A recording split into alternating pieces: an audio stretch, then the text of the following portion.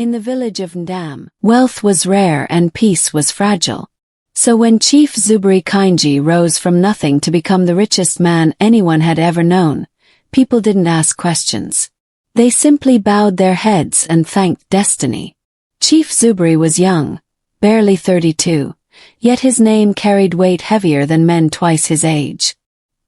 His mansion stood at the edge of the village like a palace stolen from another world. Marble floors, tall iron gates, and lights that never went out, even when the rest of Ndam slept in darkness. To the villagers he was a blessing. To widows he was help. To orphans he was hope. To the elders, he was proof that the gods still smiled on their land. But every year, when the moon of ashen silence appeared, Chief Zubri locked himself inside his mansion, and trembled like a child. That night, rain tapped softly against his windows as his phone vibrated on the table beside him. He didn't need to check the name. His hands were already shaking. He answered. "The year is closing," came the dry, ancient voice on the other end. "The debt must be renewed." Chief Zubri swallowed hard. "I've done everything you asked. The money still comes. The spirits are satisfied." A low, humorless chuckle crept through the phone. "The spirits are never satisfied," the voice replied. "They are only patient. Miss this renewal, and everything you own will rot in your hands, including your life." The call ended. Chief Zubri sat in silence, his chest tight, sweat forming on his brow despite the cold night air. He stared at his reflection in the darkened glass. Expensive clothes, gold rings, a face admired by many. All bought with blood. Sleep never came. Far from Ndam, in the crowded town of Kasoro, another man lay awake for very different reasons. Bako Mensa was once respected, once feared, once envied. He owned the largest grain warehouse in Kasoro market. His trucks came and went like clockwork, his pockets always heavy, his mouth always sharp. He mocked smaller traders, laughed at their struggles, and reminded everyone that poverty was a personal failure. Then, in a single night, fire erased his pride. The warehouse burned to ash. No insurance, no mercy from the banks. Within months, Bako lost his business, his house, and finally his dignity. His wife took their child and returned to her parents' village, unable to survive on broken promises. Now Bako pushed a rusted handcart through unfamiliar markets, earning coins that barely bought one meal a day. The man who once insulted beggars now slept under unfinished roofs, listening to mosquitoes whine like mockery in the dark. What Bako didn't know, what fate was quietly arranging, was that his broken path was slowly bending toward Ndam, toward a man who needed someone desperate, toward a promise that demanded renewal, and toward a ritual that never forgave missed payments. Bako Mensa arrived in Ndam with nothing but a torn backpack and a heart hardened by shame. The journey itself felt like punishment. Long hours on crowded buses, hunger twisting his stomach, and the constant fear that someone might recognize him from his former life. In Kasoro he had been somebody. In Ndam he was nobody, and that, strangely, felt safer. He found work the same way broken men always did. Carrying loads, cleaning stalls, pushing wheelbarrows for traders who barely looked at his face. By sunset, his palms burned with blisters, his back screamed in pain, and his pride lay somewhere beneath the dust on his clothes. At night, he slept in an abandoned structure near the edge of the market, staring at the ceilingless sky and wondering how a man could fall so far and still be breathing. Meanwhile, across the village, Chief Zubri watched the world like a hunter. From the tinted windows of his black SUV, he scanned faces, movements, weakness. The ritual deadline pressed against his mind like a blade to the throat. 3 days remained. 3 days to find someone the spirits would accept. He had learned the rules long ago. The sacrifice must be alive. The sacrifice must be unprotected. And most importantly, the sacrifice must trust him. That afternoon the traffic slowed near the market road. Zuberi's driver honked impatiently as pedestrians crossed carelessly. Then something made the chief lean forward. A man was struggling with an overloaded cart, sweat soaking through his shirt, face thin, eyes hollow. Zuberi frowned. There was something familiar about the way the man walked. The slope of his shoulders. The tired arrogance that hadn't fully died yet. "Stop the car," Zuberi said quietly. The vehicle pulled aside. Zuberi stepped out, adjusting his embroidered robe. The market noise faded as his presence drew attention. "Bako," he called. The man froze. Slowly Bako turned. When recognition hit, his face changed. Shock first, then embarrassment so sharp it almost hurt to watch. "Zuberi," Bako said softly. "Chief Zuberi." They had attended the same secondary school years ago. Zuberi remembered Bako clearly. Loud, proud, always boasting about how success came only to the strong. Now look at him. Zuberi smiled warmly and took Bako's hand, feeling the rough skin, the defeat pulsing beneath it. "My brother," Zuberi said, voice gentle. "What happened to you?" Bako hesitated, then broke. He told him everything. The fire. The loans. The abandonment. The fall. People nearby pretended not to listen, but every word hung in the air. Zuberi nodded slowly, eyes heavy with sympathy, but his mind was racing. No family here. No home. No protection. Perfect. "This is not ordinary misfortune," Zuberi said carefully. "When a man falls this completely, it is often spiritual." Bako's eyes lifted. "I know someone," Zuberi continued, lowering his voice, "who helped me when my own life was under attack. Powerful spiritual guide. If you want, I can help you stand again." Hope, dangerous, fragile hope, sparked in Bako's chest. "You would do that for me," he whispered. Zuberi reached into his pocket, pressing money into Bako's hand along with a card. "Come to my house tomorrow," he said. "You won't sleep hungry tonight." As Zuberi returned to his car, he glanced back. Bako was still standing there, staring at the card like it was salvation. That night, one man slept dreaming of rescue. The other lay awake counting hours. Because the spirits were waiting. Bako did not sleep that night. Not because of fear but because of hope. For the first time in many months, his mind refused to replay memories of fire and loss. Instead, it wandered toward possibilities. Second chance. Helping hand. Maybe even a way to reunite with his wife and child someday. Before dawn, he used part of the money Chief Zuberi had given him to wash properly at a public tap. He scrubbed his skin until the dust of humiliation seemed to peel away.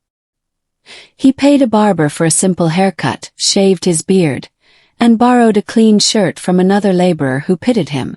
By mid-morning, Bako stood at the edge of Ndam, staring at the address on the card. The mansion gates alone were taller than any house he had ever owned.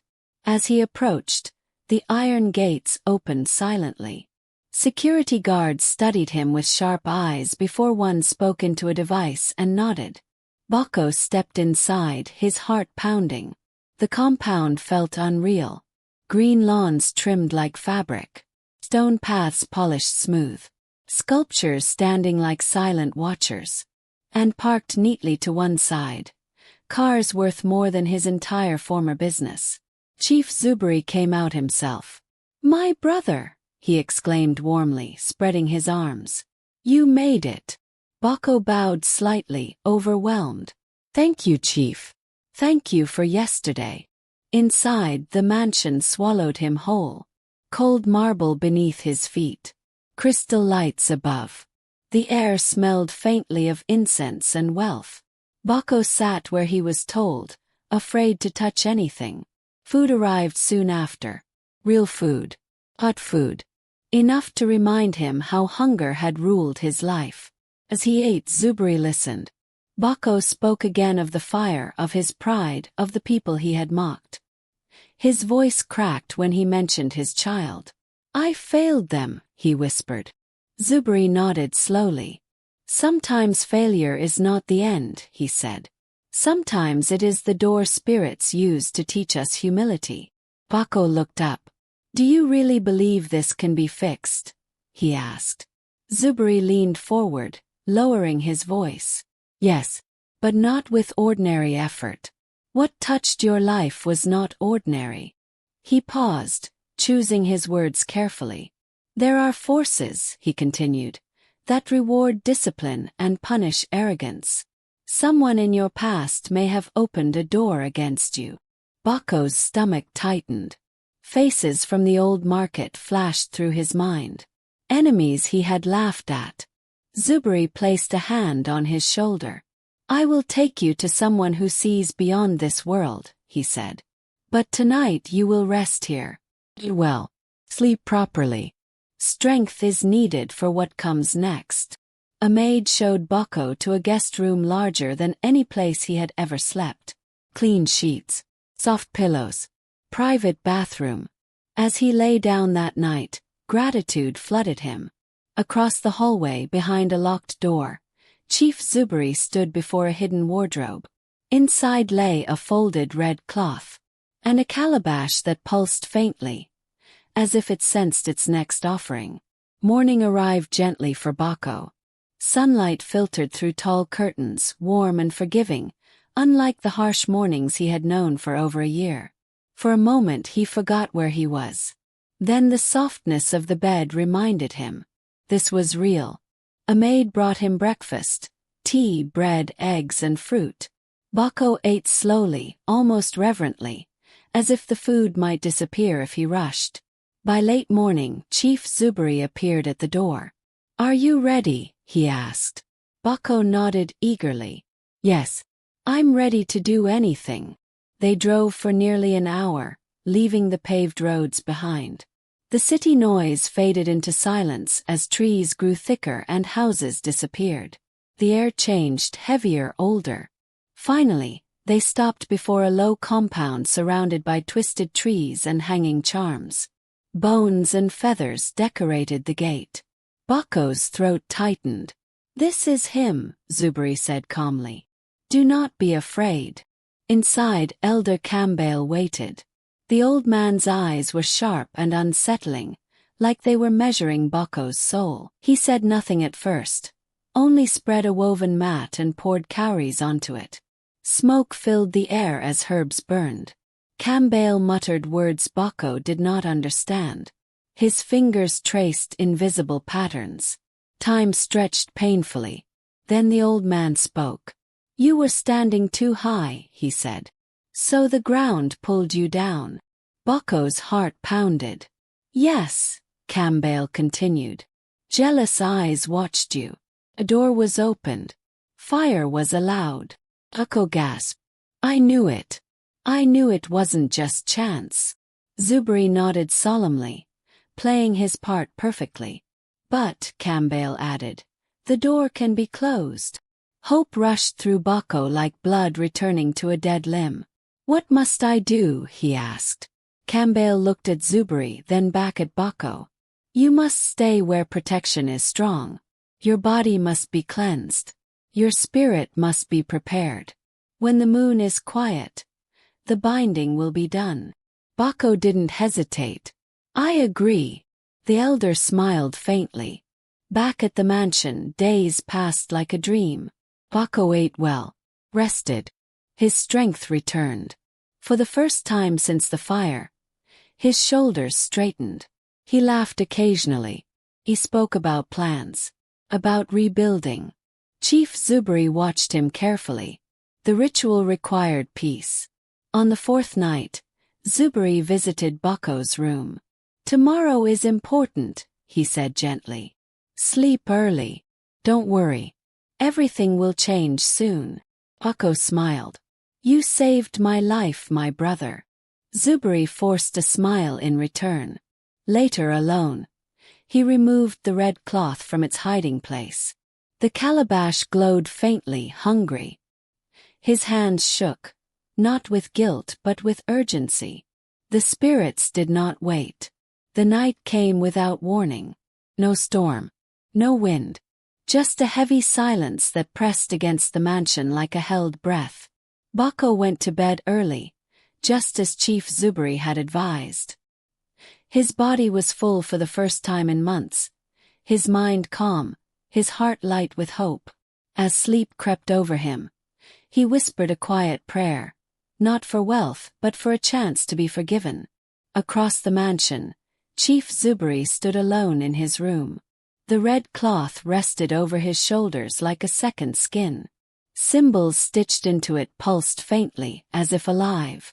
In his hands, the calabash glowed brighter than it ever had before, the light seeping through the cracks in the lid. "This is the last time," he whispered to himself. He had said the same words every year. Midnight arrived. Zubri moved silently through the corridors, barefoot on marble floors, his shadow stretching unnaturally long behind him. The mansion felt different now, older, watching. He stopped outside Bako's door. Inside, Bako slept deeply, breathing slow and even, dreaming of standing once more behind a counter, counting honest money, calling his child's name. Zubri stepped closer.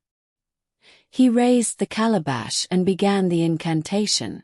The words were harsh, ancient, scraping against the walls like claws. The glow spread, crawling across the bed. Bako's eyes opened. Not frozen. Not paralyzed. Confused. "Zubri," he whispered. The chant faltered. For the first time in years something had gone wrong. Bako tried to sit up, panic rising as he saw the red cloth, the glowing vessel, the madness in his friend's eyes. "What is this?" he demanded. "What are you doing?" The calabash shook violently. Zubri froze. The elder had warned him. The offering must be unaware. The room grew cold. The light turned dark red. "You were supposed to be asleep," Zubri hissed. Understanding struck Bako like lightning. The food. The kindness. The stories of spirits. "You used me," Bako said, voice trembling. "After everything, you used me." He tried to move, but his body locked in place. The calabash slammed itself onto his forehead. Pain unlike anything he had known tore through him. His scream never left his mouth. The glow swallowed him whole. When the light faded, the bed was covered in money. Stacks upon stacks. Zubri stared at them, chest heaving. "It's done," he whispered. But the room did not return to normal. The walls creaked. The air vibrated. A voice. Many voices whispered at once. 1 year. Then payment. Zubri gathered the money, but his hands were shaking harder than before. For the first time he felt fear, not of poverty but of what he had become. And somewhere beyond the veil, Bako's spirit screamed, unheard. Wealth returned to Chief Zubri faster than ever before. Every month, on the same silent night, money appeared in his private room, neatly stacked, untouched by dust, warm as if it had just been counted by invisible hands. His businesses expanded. New properties rose. His name became even more powerful. To the world he was unstoppable. But inside the mansion something had changed. Zubri stopped sleeping well. When he did sleep, he dreamed of fire and wheelbarrows, of blistered hands pounding against locked doors. Sometimes he woke up sweating, convinced someone had whispered his name directly into his ear. Bako. He tried to drown the fear with generosity. More donations, more smiles, more public prayers. He convinced himself that good deeds could balance the scale. They couldn't. Strange things began happening. Lights flickered even when there was no power outage. Doors opened on their own. Mirrors reflected movement behind him when he stood alone. And the guest room, Bako's room, began to smell faintly of smoke, no matter how many times it was cleaned. One night Zubri heard footsteps. Low. Bragging. Familiar. He followed the sound to the hallway, his heart racing. The footsteps stopped outside the guest room door. "Who's there?" he called. Silence. When he opened the door, the room was empty, but the bed was covered in ash. The next morning his phone rang. It was Elder Campbell. "The spirit is restless," the old man said without greeting. He was taken with awareness. "That weakens the seal." Zuberi's stomach dropped. "You said it would still work." "It works," Campbell replied. "But it costs more." "How much more?" Zuberi asked. There was a pause. "The dead you wronged will stay close. And when the year ends, they will demand balance." The call ended. From that day on, Zuberi saw Bako everywhere. In crowds. In reflections. In dreams. Once, while attending a charity event, he saw a man pushing a cart across the road and nearly collapsed when the man turned and smiled, with Bako's face burned and hollow. Zuberi began drinking heavily. He avoided mirrors. He avoided silence. But time did not slow. As the year crawled toward its end, the signs grew worse. Animals avoided his house. A maid resigned after claiming someone whispered her name at night. Another fell sick without explanation. Then, one evening, Zuberi woke to find muddy footprints leading from the guest room, straight into his own bedroom.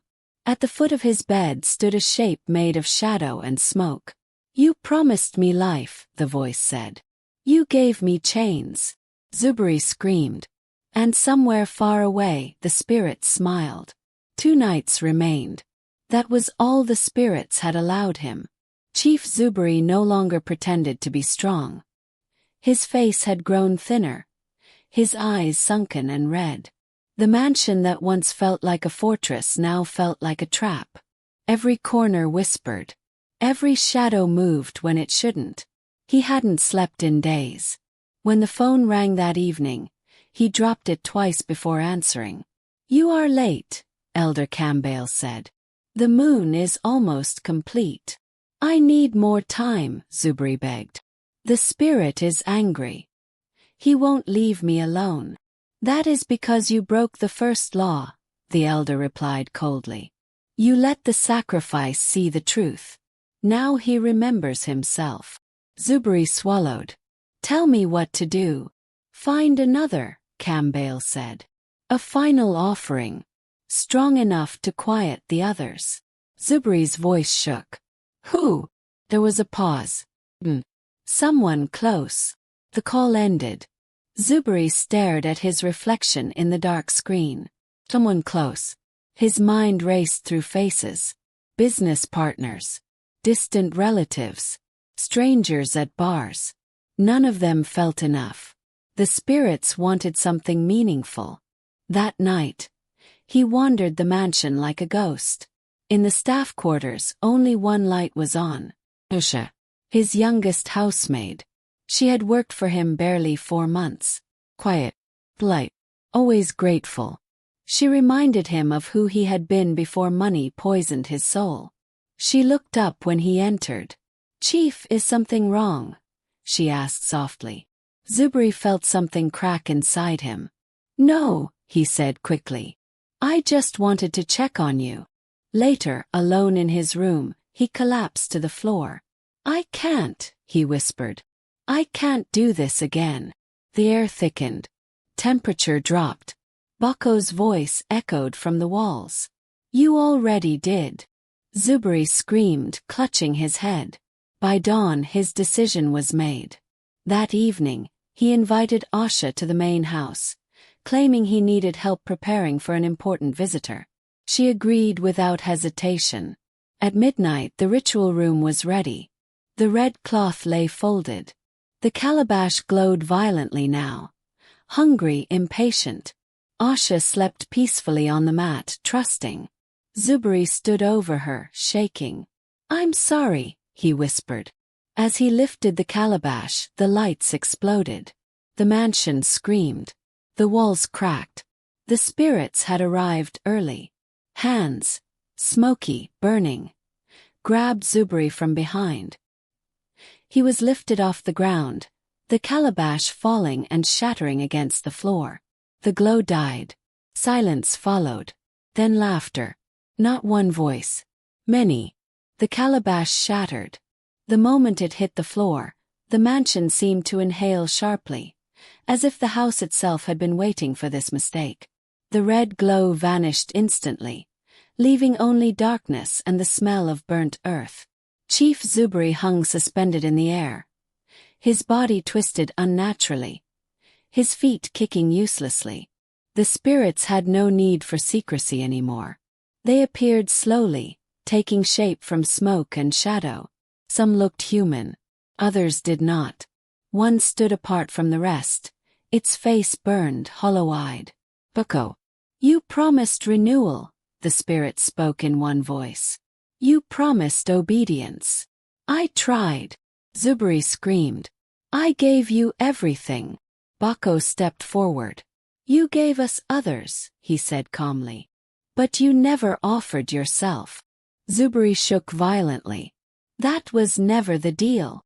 The spirits laughed. "There was always a final payment." Asha, still frozen on the floor, watched in silent terror as the truth unfolded before her eyes. The shadows tightened around Zubri's chest. His scream rose, and then stopped abruptly as his voice vanished, swallowed by the darkness. When the spirits released him, his body dropped to the floor like an empty shell. The mansion went silent. At dawn, neighbors gathered outside the gates after hearing strange noises through the night. Security forced the doors open. What they found shocked the entire village. Chief Zubri lay lifeless in the ritual room, his face twisted in terror. Symbols burned into the floor. The shattered calabash. Hidden chambers filled with charms, bones, and blood-stained cloth. Asha told everything. Authorities uncovered the disappearances, the unexplained wealth, the missing workers. The truth spread faster than fire. By sunset, the man once praised as Ndam's savior was remembered only as a warning. The mansion was sealed. Months later, the land was abandoned. People said no one could stay there after nightfall. Some claimed to hear a cart rolling softly in the dark. Others said shadows still whispered names. As for Asha, she left Ndam and never looked back. And the spirits? They returned to silence. Not because they were satisfied, but because the debt was finally paid in full. Wealth gained through blood never belongs to you. It only waits until it takes everything back. Did you feel that chill? If you want more African horror tales like this, hit like and subscribe, because the next story is darker,